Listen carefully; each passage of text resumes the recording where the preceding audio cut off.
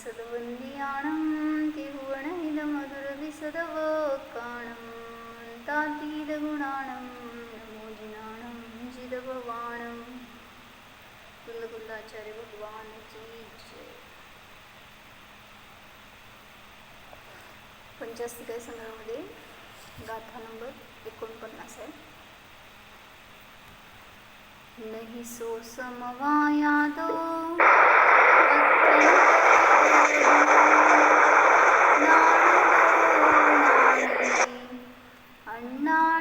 अण्णानित्यवयणम् एकत्तपसाधगं होदी.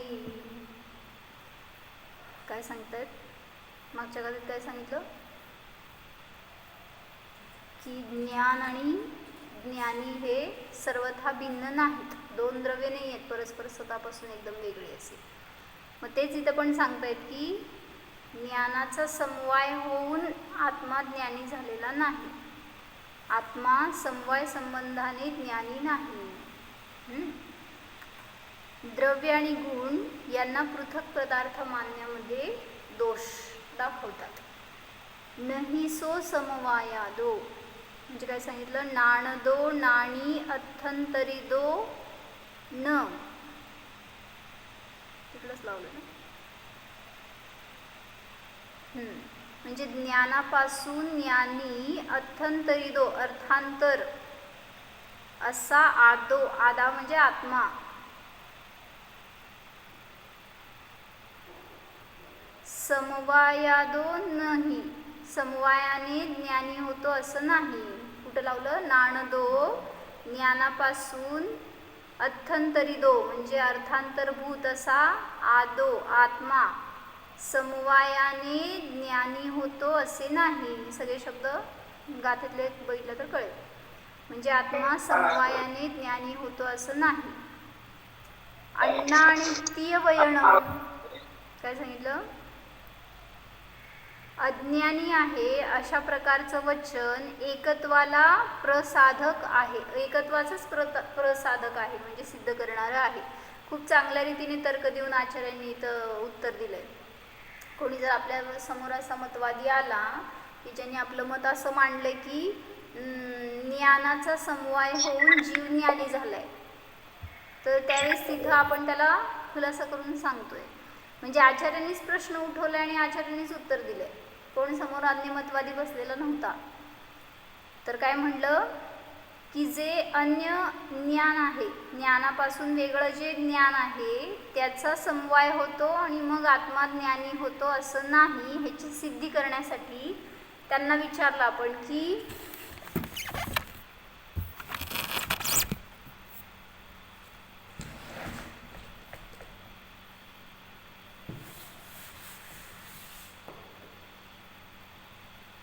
आता हा आत्मा आहे तो ज्ञानाचा समवाय झाल्यावर ज्ञानी झाला असं त्यांचं म्हणणं आहे. शंका करायचं. दिसतंय का बोलवायचं?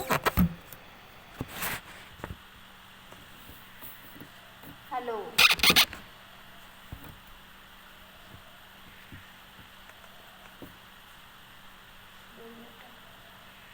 सोनी दिसतंय का बोलवायचं? तर आत्मा हा ज्ञानाच्या समवायाने ज्ञानी झाला असं त्यांचं म्हणणं आहे. मग आपण त्यांना विचारतोय हे तुमचं ज्ञान, जे ज्ञान आत्म्यापासून सर्वथा वेगळं होतं, मग हे येऊन मिसळायच्या आधी आत्म्याचं काय रूप होतं? मग हा आत्मा सांगितलं ज्ञानाने जोडला गेल्यावर ज्ञानी झालाय, म्हणजे याच्यापूर्वी हा अज्ञानी होता. बरोबर? असं सिद्ध होतंय का नाही? म्हणजे जेव्हा ज्ञान येऊन मिळालं त्यावेळेस याला ज्ञानी म्हणलं गेलं, पण जेव्हा हे ज्ञान वेगळं आहे तेव्हा स्वतंत्र जो आत्मा आहे तो कसा म्हणला जाणार? अज्ञानीच आहे. ज्ञानाने रहित आहे म्हणजे अज्ञानी आहे. मग त्यावेळेस इथे त्याला सांगायला लागलो आपण की हा अज्ञानी तर कसं झाला मग? म्हणजे असं नाही पटत ना, असं सांगायला लागलं तुम्हाला उलट करून. म्हणजे आत्मा ज्ञानाने ज्ञानी होतो, अज्ञानी कसा होतो?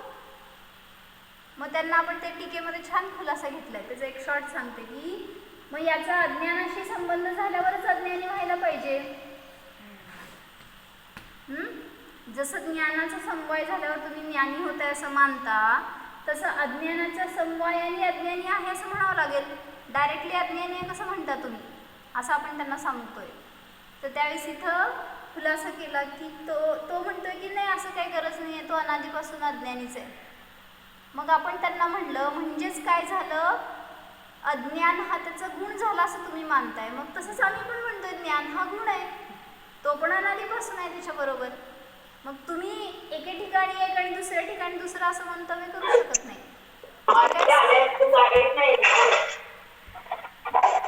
जे काही सांगणार ते सगळीकडे ते मत लागू व्हायला पाहिजे, पण असं तर होत नाही आहे.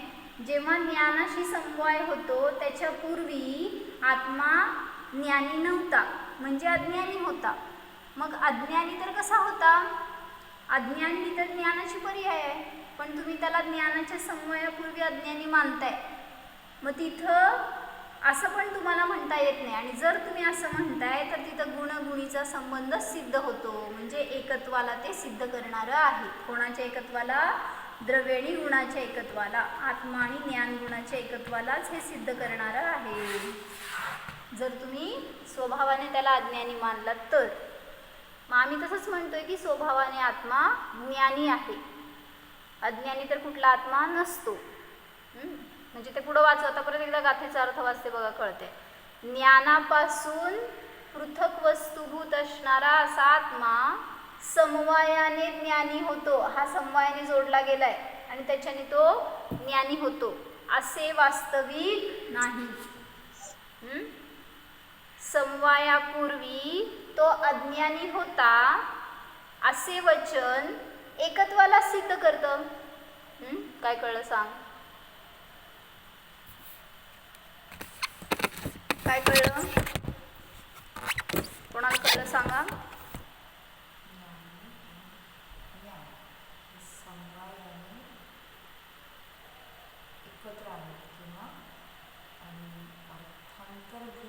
अर्थांतरभूत म्हणजे अन्य अर्थ, भिन्न अर्थ.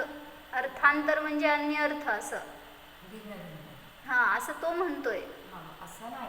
हां, जर असं म्हटलं तर अज्ञानी असं म्हणणं सुद्धा एकत्वालाच दाखवतं. कारण अज्ञानी कधी होता, अज्ञानी अज्ञानाशी समवाय झाल्यावर अज्ञानी होता असं तुम्हाला मान्य नाही आहे, कारण तो अनादीपासून अज्ञानी आहे. म्हणजे त्यांनी टीकेमध्ये सगळं छान खुलासा केला आहे. फक्त एक रूपरेषा समजून मग आपण वाचलो तर अजून चांगला खुलासा होत जाईल. तर आत्मा हा ज्ञानापासून कधीच वेगळा नव्हता. जर तुम्ही अज्ञानाशी त्याचं अनादीपासून संबंध आहे असं म्हटलात तर हे घटित होत नाही. मग जर तुम्ही अज्ञान हा स्वभाव मानताय तर तसंच आम्ही सांगतोय की ज्ञान हा जीवाचा स्वभाव आहे, त्याच्यासाठी काय अन्य आवश्यकता नाही समवाय आदीची. ज्ञान ज्ञानी न हो.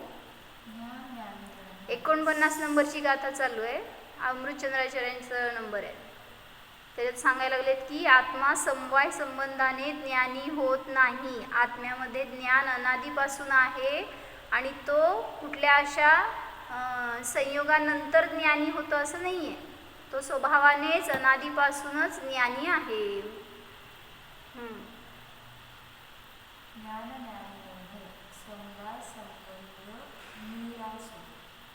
निरासह अयम. काय सांगितलं, ज्ञान आणि ज्ञानीमध्ये समवाय संबंधाचा हा निरास आहे.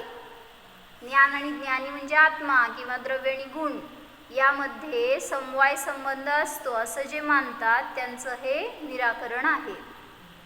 न खलू ज्ञानात अर्थांतरभूत पुरुषः ज्ञान समवायात ज्ञानी भवति इति उपपन्नम. ज्ञानी भवति इति उपपन्नम. काय सांगितलं, खरोखर ज्ञानापासून अर्थांतरभूत म्हणजे भिन्न अर्थ असणारा पुरुष ज्ञानाच्या समवायाने ज्ञानी होतो, हे उपपन्नम न घटित होत नाही.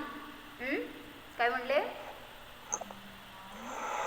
ज्ञानाच्या समवायाने जीव ज्ञानी होतो असं घटित होत नाही. प्रीतीभाभी माझ्याशी बोलला का?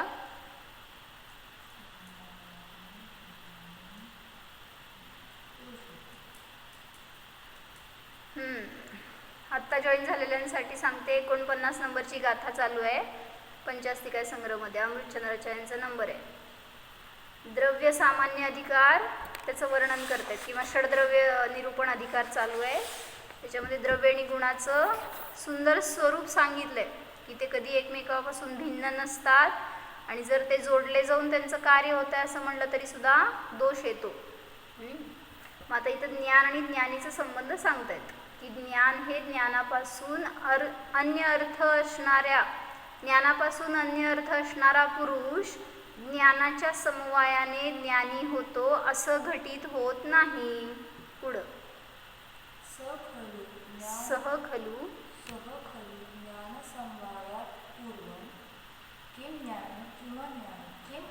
किम ज्ञानी किम अज्ञानी. तो खरोखर कोण? तो पुरुष किंवा आत्मा. तो खरोखर ज्ञानाच्या समवायापूर्वी, ह्या ज्ञानाच्या समवायापूर्वी हा आत्मा किम ज्ञानी किम अज्ञानी, म्हणजे काय तो ज्ञानी होता का अज्ञानी होता? जेव्हा ज्ञानाचा समवाय होणार त्याच्यापूर्वी तो आत्मा ज्ञानी होता की अज्ञानी होता? यदि ज्ञानी तदा ज्ञान समवाय निष्फलः. मग इथे त्यांनी दोन पक्ष घटवले की हा समवाय होण्यापूर्वी आत्मा ज्ञानी होता की अज्ञानी होता? दोन पक्ष घटवून खुलासा करायला लागलेत. कुठं गेलो मीच म्हणजे जेव्हा आत्मा आणि ज्ञान यांचा समवाय होणार होता त्याच्या पूर्वी हा आत्मा ज्ञानी होता की अज्ञानी होता? असे दोन पक्ष घटवले.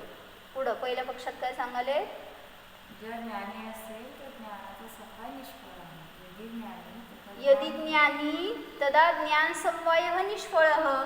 जर हा आत्मा ज्ञानाच्या समवायापूर्वी ज्ञानी होता तर मग समवाय कशाला मानताय? समवाय मानणं निष्फळ आहे. म्हणजे आधीच ज्ञानी आहे, त्याला अजून आणून ज्ञान जोडलं गेलं आणि मग तो ज्ञानी झाला हे काय म्हणण्याची आवश्यकताच नाही आहे. त्यामुळं समवाय मानणं निष्फळ आहे. पुढं अथ अज्ञानी तदा किम अज्ञान समवायात किम अज्ञानीन सह एकत्वात. म्हणजे काय म्हणायचंय? जर हा आत्मा हा समवाय होण्यापूर्वी अज्ञानी होता तर किम अज्ञान समवायात.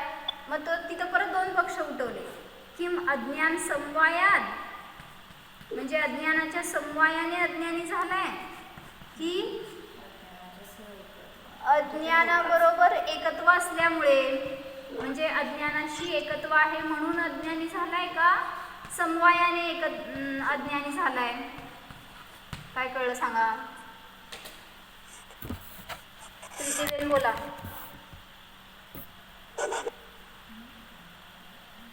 सोनी, प्रीती भाभी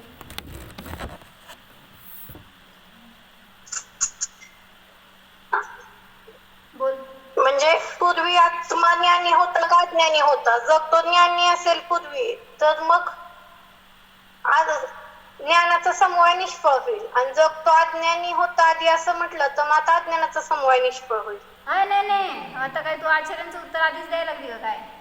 हे अज्ञानी होता जर आधी तर मग अज्ञानाच्या समवायाने अज्ञानी होता की अज्ञानाशी एकत्व होतं म्हणून अज्ञानी होता? हे पण परत प्रश्न आहेत पुढचे. जसं ही शंका आहे ना, हे पक्ष आहेत जसं त्याचं हे समाधान केलं होतं ह्याचं, पण इथं परत शंकाच आहे ही पण की हा अज्ञानी का आहे? अज्ञानाच्या समवायामुळे अज्ञानी आहे का अज्ञानाशी एकत्व आहे म्हणून अज्ञानी आहे? शास्त्र समोर असेल ना तर समजेल काहीतरी काय सांगा लागले, नाही तर नुसतं शब्द काय उपयोगाचे नाही आहे. जरा शास्त्र घेऊन बसत जावा. गाथेचं हे टीकेचा अर्थ लावते ऐका. अथ अज्ञानी, जर तो अज्ञानी आहे तेव्हा असं म्हणलं तर तेव्हा काय तो अज्ञानाच्या समवायाने अज्ञानी आहे किम अज्ञानेन सह एकत्वात, का अज्ञानाच्या बरोबर एकत्व असल्यामुळं अज्ञानी आहे. पुढं न तावत अज्ञानसमवायात अज्ञानिनः ही अज्ञानसमवायः निष्फलः. ज्ञानित्वं तू तेवढं पुढं आहे ना अजून. ज्ञानित्वं तु ज्ञान समवाय अभावात नास्ती एव. काय सांगायला लागले की आता ह्याच्या पुढं सांगितलं जर अज्ञानाच्या समवायामुळे म्हणलं तर न असं नाही, म्हणजे अज्ञानाच्या समवायाने तो अज्ञानी होतो असं म्हणलं तर समवाय निष्फळ होईल. जसं ज्ञानाच्या समवायाने तो ज्ञानी होतो असं म्हणणं निष्फळ आहे हे पहिलं दाखवलं ना. हेच उत्तर इथं दिलं. काय सोनी आधीच उत्तर दिलं ना तू तेच की त्यापैकी अज्ञानाच्या समवायाने तर आत्मा अज्ञानी नाही. खरोखर अज्ञानाचा समवाय निष्फळ होईल, परंतु ज्ञान समवाय अभावात नास्ती एव. म्हणजे काय म्हणायचंय की अज्ञानाशी समवाय तर असू शकत नाही, कारण अज्ञानाशी समवाय निष्फळ होतो. म्हणजे अज्ञान हे स्वतः समवाय रूप आहे, भिन्न द्रव्य जसं ज्ञान आहे. मग त्या अज्ञानाचा अज्ञानीशी समवाय होतो म्हणण्यात काय अर्थ आहे. समवायाचा समवायाशी कधी समवाय होत नाही. कळलं म्हणा. जसं त्यांनी सांगितलं अज्ञानीचा अज्ञानाशी समवाय निष्फळ आहे. अज्ञान आणि अज्ञान मिळून काय होणार आहे. काय त्याचं आवश्यकताच नाही आहे. काहीतरी रूप बदलायचं, काहीतरी परिवर्तन करायचं म्हटल्यावर ते जोडलं जाऊन कार्य होतं असं तो सांगतोय. अज्ञान येऊन अज्ञानालाच मिळालं तर तिथं काय कार्य होण्याचा संबंधच नाही आहे. म्हणून सांगितलं काय अज्ञानीचा अज्ञानाशी समवाय निष्फळच आहे. पुढं सांगितलं ज्ञान समवायाचा अभाव असल्यामुळे ज्ञानीपणा तर नाहीच.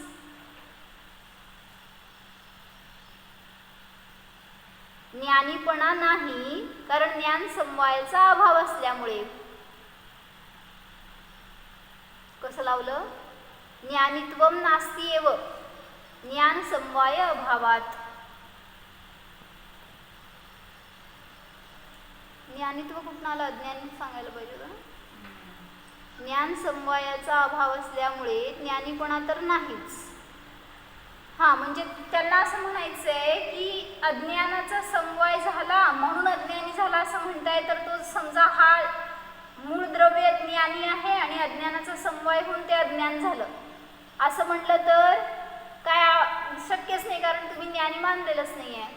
ज्ञानीपणाचा अभाव असल्यामुळे म्हणजे कोणी आत्मा कोणी पुरुष अज्ञानाच्या समवायाने अज्ञानीहून जोडलं गेल्यानंतर हा जीव चेतन होतो, जाणतो असं जर म्हणत असाल किंवा अज्ञानी होतो असं म्हणत असाल तर ते सुद्धा योग्य नाही. जसं ज्ञानाशी जोडून तुम्ही ज्ञानी होताय असं म्हणणं योग्य नाही. मग त्यासाठी इथं पक्ष देऊन त्यांनी खुलासा केलाय की अज्ञानाच्या समवायाने अज्ञानी होतो असं तर म्हणण्याची काय निष्फळताच आहे. म्हणजे तिथल्या समवायाचं काय आवश्यकताच नाही आहे. स्वतः तो अज्ञानी असल्यावर परत अज्ञानी होऊन जोडलं गेलं म्हणायची काय गरज आहे. आणि अज्ञानाशी एकत्व असल्यावर तो अज्ञानी आहे म्हटलं तरी सुद्धा समवाय असण्याची आवश्यकताच नाही आहे. तिथं ज्ञान समवायाचा अभाव असल्यामुळे ज्ञानीपणा सुद्धा त्याला नाही. ततः अज्ञानी इति वचनम अज्ञानेन सह एकत्वम अवश्यम साधयति एव. मग आता तिथं त्यांना म्हणायचं काय की म्हणून अज्ञानी हे वचन अज्ञानासह एकत्व अवश्यपणे सिद्ध करतेच.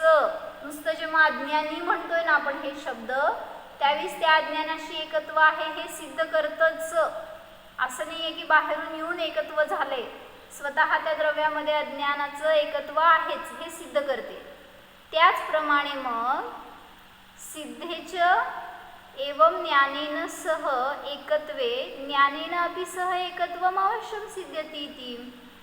जर हे सिद्ध होतं की अज्ञानी अज्ञानाबरोबर एकत्व आहे असं सिद्ध होतं, तर त्याचप्रमाणे अज्ञानासह एकत्व सिद्ध असताना ज्ञानासह आत्म्याचे एकत्व अवश्य सिद्ध होतेच. जे माझ्याबरोबर जरा सिरियसली बसला असेल ना त्यांना कळणार आहे, नाहीतर सगळे शब्द डोक्यावरून जाणार आहेत. समजलं म्हणा सगळे, काढून म्यूट. समजलं का नाही?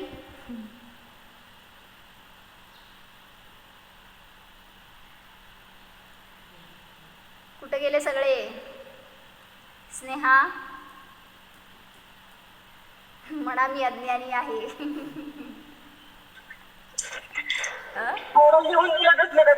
काय लिहून दिलं तर लक्षात येईल ना नंतर वाचलं. होय ना, लिहा मग. मी आता हे जे फ्लो चार्ट काढले ना ह्याच्यावरनं तुम्हाला जास्त चांगलं कळेल. जर तुम्ही नुसतं वाक्य वाचलं तर वाक्य तर शास्त्रात पण आहेत. असं फ्लो चार्ट काढा आणि त्याच्या खाली पाहिजे तर डिस्क्रिप्शन लिहा, म्हणजे कळेल. आत्मा आणि ज्ञान याच्या समवायाने तो ज्ञानी होतो असं म्हणणं योग्य नाही. मग ह्याचं खंडन करताना आपण तिथं खुलासा करून सांगतोय. म्हणजे तुम्हाला लिहायचं तर असं लिहा, हे मत आहे वैशेषिकांचं आणि ते म्हणतात की समवाय संबंधानेच द्रव्य गुणाशी जोडलं जातं किंवा गुण द्रव्याशी जोडला जातो. पण आपण त्यांना जैन मतामध्ये अशी शंका विचारून खुलासा करून सांगतोय, त्यांचंच पक्ष त्यांच्यावर उलटून सिद्ध करून दाखवतोय. जर ज्ञानाचा समवाय पाहिजे ज्ञानी व्हायला तर अज्ञानाचा पण समवाय व्हायला पाहिजे, मगच अज्ञानी व्हायला पाहिजे द्रव्य. पण ते म्हणतात असं नाही. मग असं नाही कसं काय? म्हणून त्यांना आपण असं आपत्ती देतोय की जसं तुम्ही स्वभावताच त्याला एकत्व आहे असं मानताय अज्ञानाशी, तसंच मग ज्ञानाशी पण एकत्व माना आणि तो जीव ज्ञानी माना.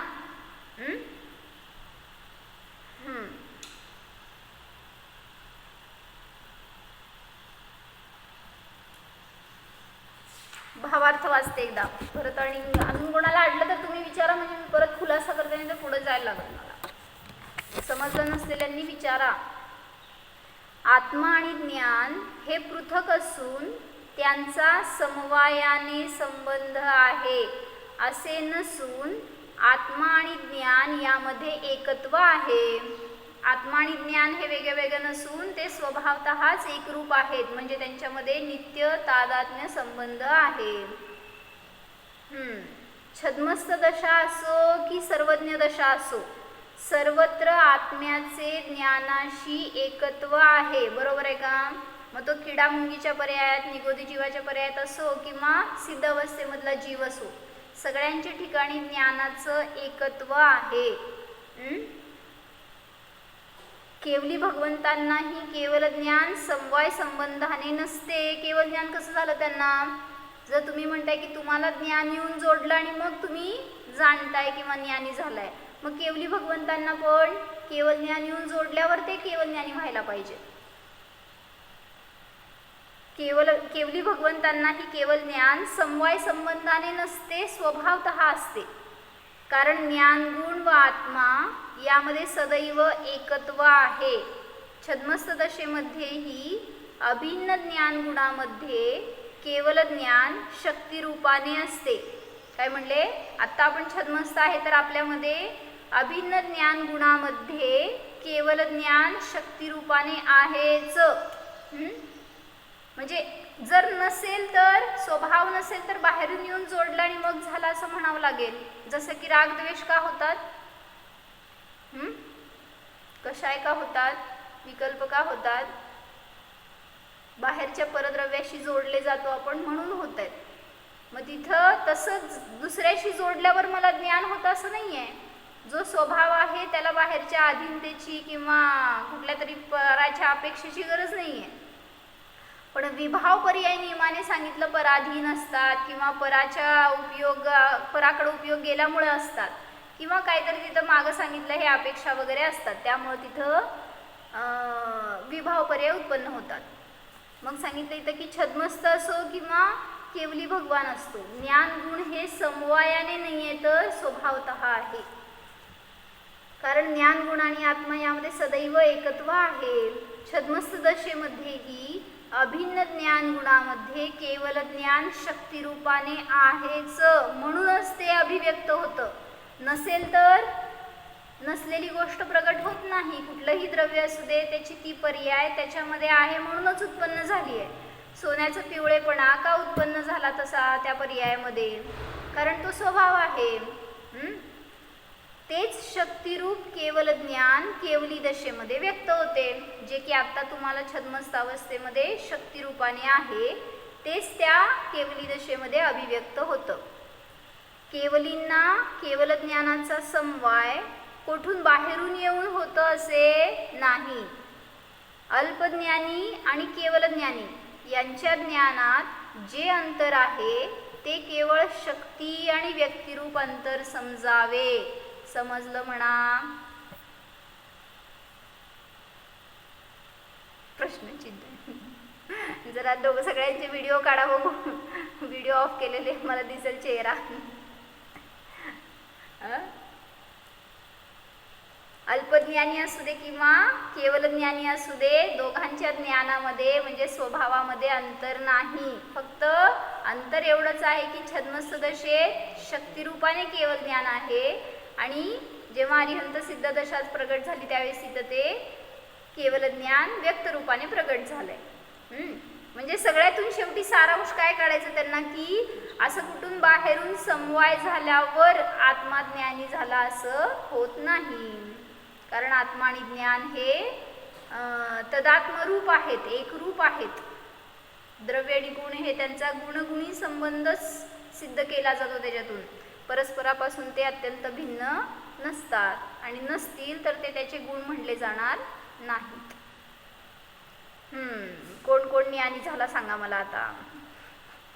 माझ्या समोर बसलेले सगळे ज्ञानी आहेत का अज्ञानी आहेत? रुपाली, श्रुतिका भाभी, अनुजा भाभी, सगळे ज्ञानी आहात म्हणा नाही तर अज्ञानी आहात म्हणा.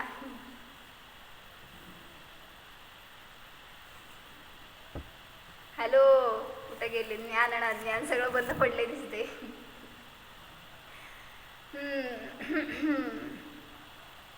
बरं, तुम्ही सगळे ज्ञानी आहे का अज्ञानी मी सांगते. हां बोला. जीवाचं स्वभाव राग द्वेष आदी करणे नाही हे तुम्ही मगाशी सांगितलं, परत एकदा सांगा ते. म्हणजे स्वभाव आणि विभावासाठी सांगितलं ना की जो स्वभाव असतो तो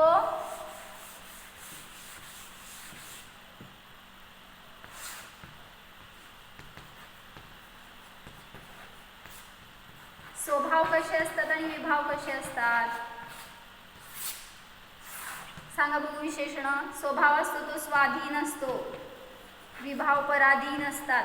फॉर एक्झाम्पल ज्ञान असतं त्याला बाहेरच्या अधीनतेची आवश्यकता नाही आहे. लाईट असेल तरच मी जाणणार, चष्मा असेल तरच मी जाणणार. ज्ञानाचं कार्य जाणणे रूपाने स्वाधीनतेने चालू आहे. भले तुम्ही झोपलेला असाल किंवा कोमात गेलेला असाल, ज्ञान स्वाधीन परिणमन करतं. ज्ञानाला तुम्ही बंद करून दाखवा बघू, होणार नाही. मग ते म्हणलं म्हणून ज्ञान स्वाधीन असतं. आणि विभाव असतात ते पराधीन असतात. म्हणजे रागद्वेषाची उत्पत्ती, क्रोधाधिकांची उत्पत्ती, काहीतरी तिथं बहिरंगामध्ये त्या पराचा अवलंबन घेतो, काहीतरी त्याच्याविषयी इष्टनिष्ठ भाव करतो, म्हणून विभाव उत्पन्न होतात. पण स्वभाव असं उत्पन्न होत नाही, स्वभाव आहेच, फक्त झाकला गेला असं म्हणू शकतो, त्याची अभिव्यक्ती नंतर होईल असं म्हणू शकतो, पण स्वाधीन असतो स्वभाव. दुसरं विशेषण सांगा. स्वभाव हा स्वभाव त्रैकालिक असतो आणि विभाव क्षणिक असतात. बरोबर. स्वभाव म्हणजे त्रिकाली असतात आणि विभाव क्षणिक असतात. स्वभाव कधीही कुठल्याही गतीत गेला तरी सुद्धा जीवाचा स्वभाव ज्ञान आहे तो कधीही बदलत नाही. मग निगोदी असा, अल्पज्ञानी असा, नाही तर केवली असा, तो शाश्वत राहणारा आहे. पण विभाव असतात ते क्षणिक असतात. स्वभाव हा नेहमी सुखालाच कारण असतो आणि विभाव हे नियमाने दुःखकारकच असतात.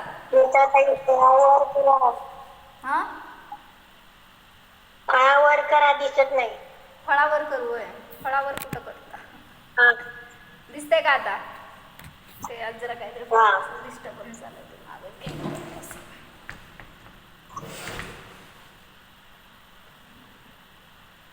दिसतंय का आता? हो दिसत. अजून विशेषण सांगा. म्हणजे स्वभावाला जाणल्याने नियमाने सुखाचीच उत्पत्ती होते आणि विभाव हे नियमाने दुःखकारकच असतात. कितीही तुम्ही त्या क्रोधाधिकांचा विचार करा, रागद्वेषाचा विचार करा, तरी पण ते नियमाने दुःखच देणारं आहे. पुढं स्वभाव बोला, अनुज भाभी बोला.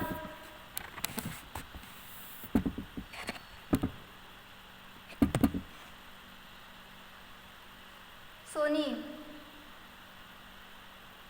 रुपाली, स्वभाव कसा असतो आणि विभाव कसे असतात? स्वभाव हा नित्य तादात्म्य रूप असतो. संबंध त्यांचा नित्य तादात्म्य रूप असतो आणि इथं अनित्य तादात्म्य रूप संबंध असतो. म्हणजे ते बदलणारे असतात, अनित्य असतात, नष्ट होणारे असतात. आणि स्वभाव सांगितलं त्रैकालिक म्हणजे इथे संबंध दाखवला स्वभावाचा किंवा द्रव्याचा आणि गुणाचा. असा संबंध कुठला असतो तर नित्य तादात्म्य रूप. आणि हे जे दाखवलं आहे त्याचं स्वरूप कसं आहे तर शाश्वत स्वरूप आहे. स्वभाव हे त्रैकालिक असतं असं त्याचं जरासं फरक करून सांगितलं. अजून स्वभाव कसा असतो, विभाव कसे असतात?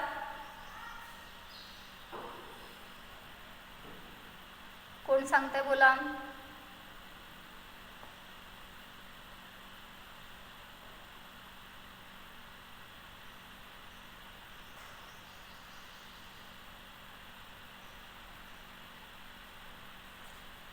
स्वभाव निरपेक्ष असतो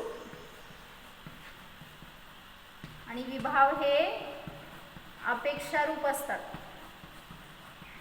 म्हणजे पराच्या सापेक्ष असतात असं म्हणालो. विभाव सापेक्ष असतात.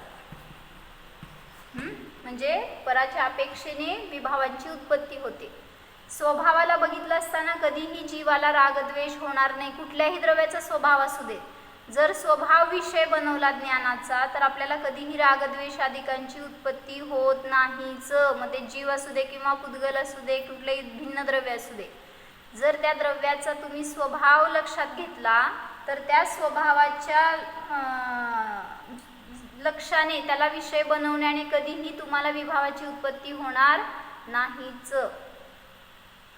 म्हणजे रागद्वेष होत नाहीत. समजलं ना की समजा आता घरात कोणाचा तरी इष्टवियोग झाला, तुम्ही काय करताय, तो इष्टवियोग झाला म्हणून तुम्ही आर्तरौद्र ध्यान करताय.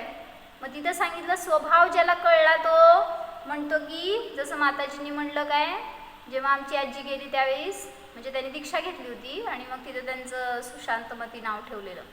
आणि ते जेव्हा त्यांचा जीव गेला त्यावेळेस आम्हांनी सांगितलं, म्हणले ना की म्हणले कुठं गेलाय म्हणून रडायला लागलाय तुम्ही, जीव पाहिजे का तुम्हाला, जीव तर 3 लोकातच आहे, कुठं जात नाही, आणि शरीर पाहिजे का, ठेवून घ्या म्हणले जवळ.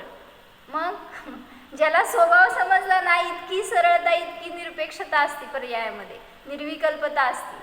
आणि तेच विभाव म्हणजे आम्ही धरून बसलोय काय, आमच्या बरोबर असणारा संयोग संपला म्हणून. मग संयोगासाठी रडायचंय तर रडा म्हणले. मग ज्याच्यासाठी रडतोय ते कोणासाठी ते विचार करा पहिल्यांदा. जर स्वभाव समजला की कुठलंही द्रव्य अनादि अनंत आहे, त्याचा कधी नाश होत नाही, तर तिथं आपल्याला आकुलता होणार नाही. स्वभाव हे निराकुलता निर्विकल्पता देणारं असतं. आणि विभाव हे नियमाने आकुलता उत्पन्न करणारे असतं.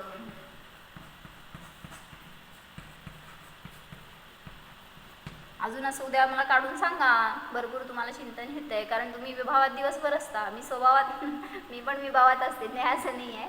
पण जर असं स्वभाव आणि विभाव सगळ्याचे वेगवेगळे असतात तर त्याला आपल्या आपल्या विभावातून कळेल की आपण स्वभावाकडे का जात नाही आणि आपला स्वभाव कसा आहे.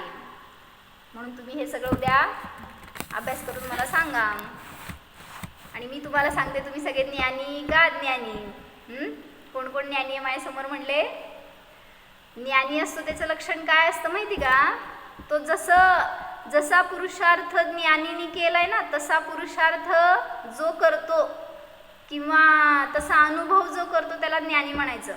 सगळे ऐकताय का, पंढरपूरचे स्पेशली सगळ्यांसाठी आहे. की ज्यांनी सांगितलं तुम्ही काय करताय, महावीर जयंती करणार आहे. महावीरांनी काय केलं, स्वभावाची साधना केली आणि केवळ ज्ञानाची प्राप्ती केली. तुम्ही काय करणार आहे महावीर जयंतीला, करा बघू सगळेजण चॅलेंज करून मला सांगा. आम्ही स्वभावाची साधना करणार आहे त्या दिवशी आणि त्याच्याद्वारे आम्ही महावीरच होणार आहे आणि आम्हाला दिवसभर महावीर डोक्यामध्ये राहणार आहेत. मला ॲश्युरिटी देऊन सांगा आणि मग तुम्ही काय पण करा, आम्ही कोणाला नकार देत नाही. काय म्हणले, कोण कोण गायब झाले समोरून, म्यूट काढा बघू सगळे. पंढरपूरकर, प्रीती भाभी, अनुजा भाभी, रुपाली, सपना भाभी, कोण कोण आहे मला नाही माहिती अजून, उत्तर द्या. जे दिवस आपल्याला उलट त्या दिवशी सांगितलं एका वक्त्याने माहिती का, तुम्हाला कुठल्या तीर्थंकरांचं सेलिब्रेशन करायचं असेल ना, जयंती म्हणा, निर्वाण म्हणा, काय पण असेल, त्या दिवशी तुम्ही काय करायला पाहिजे, तर म्हणले तुम्हाला आठवण म्हणून उपवास करा, एकासन करा, भरपूर ध्यान करा, हे सांगितलं होतं. महावीर निर्वाणच्या दिवशी काय करता हो तुम्ही, तुम्हाला सगळ्यांना सांगते, ज्याला माहीत नाही आहे धर्माची परिभाषा ना, तो तुमच्याकडं बघून धर्म शिकतोय.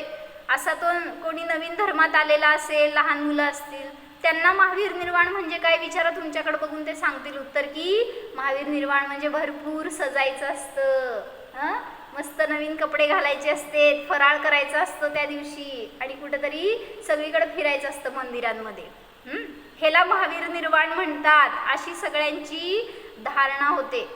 काय झालं, काय समजलं महावीर निर्वाण म्हणजे, इतकं मस्त त्या दिवशी तर ध्यानाची साधना करायला पाहिजे, जाऊ ते दिवसभर दरवेळेस करायला पाहिजे त्याच दिवशी असं नाही, पण तो दिवस सुद्धा आपण कसा घालवतोय, त्या दिवशी सुद्धा सांगितलं कोणाला ध्यान सांगितलं तरी सुद्धा महावीर दिसणार नाहीत, अशी साधना असते तुमची. सगळ्या ठिकाणचं बघितलं आम्ही, आता आम्हांच्या बरोबर फिरतोय त्यामुळं सगळीकडचे महावीर बघितलेत. जयंती हो, निर्वाण, महावीर निर्वाणच्या दिवशी महावीर सोडून सगळे दिसतात आणि मग आत्मा कुठं दिसायचा तिथं तर. आणि मग असंच करणार आहे तुम्ही पण, सगळ्यांचं सगळं इत्थंभूत इतिहास आलाय आम्हांकडं, त्यामुळं आम्हांनी सगळ्यांना सांगितलंय महावीर जयंतीला इथं येणे. सगळ्यांना आग्रहाचं आमंत्रण आहे. अकलूजला महावीर निर्वाणच्या दिवशी, महावीर जयंतीच्या दिवशी सकाळपासून रात्री 8 पर्यंत कार्यक्रम आहेत आणि इथं येऊन तुम्हाला काय कार्यक्रम करायचे आहेत ना ते सगळे करा, चालतंय. पण तिथं राहून जर तुम्ही असले विभाव करणार असाल तर ज्ञानी का अज्ञानी स्वतः निर्णय करा. जो कोणी कुलीन असतो तो सांगितलं असं रस्त्यावर तर नाचणारच नाही, दुसऱ्याच्या समोर नाचणार नाही आणि नाचणारच नाही. मेन म्हणजे आम्हांनी कधी नाचायला परमिशन काय म्हणतात अनुमोदनाच केली नाही. कसलंही असू दे, तुमच्या धर्माच्या नावाखाली असलं तरी सुद्धा नाच गाणं हे कुलीनतेचं लक्षण नाही. म्हणून सांगितलं तुमच्यात ज्ञान असेल ना स्वतः निर्णय करा. दुसऱ्यांनी केलं म्हणून अन्यांकडे बघून आपण जर तसं केलो, आपण वागलो किंवा आपण नाचलो, काय राहिलो तुमच्यात आणि अज्ञानीच्यात फरक. आणि तुमच्याकडे बघताना लोकांची हीच आयडेंटिटी आहे की हे खऱ्या गुरूंचे शिष्य आहेत आणि हे जर नाचतायत आणि असं वागतायत तर आम्ही काय चुकतोय, मग आम्ही पण करणं योग्यच आहे. हीच भावना होणार आहे सगळ्यांची. त्यामुळे दुसऱ्यासाठी आपण आदर्श बनवू नका आणि निर्णय करा. मी महावीर जयंतीला इथून नेटवर्क पाठवणार आहे पंढरपूरला, सगळं मला लाईव्ह दिसणार आहे काय होतं आहे आणि काय नाही. हो, क्षमा जाणा. ज्ञानमय स्वरूपोऽहं वीतराग वीतद्वेष स्वरूपोऽहं चैतन्य स्वरूपोऽहं ओम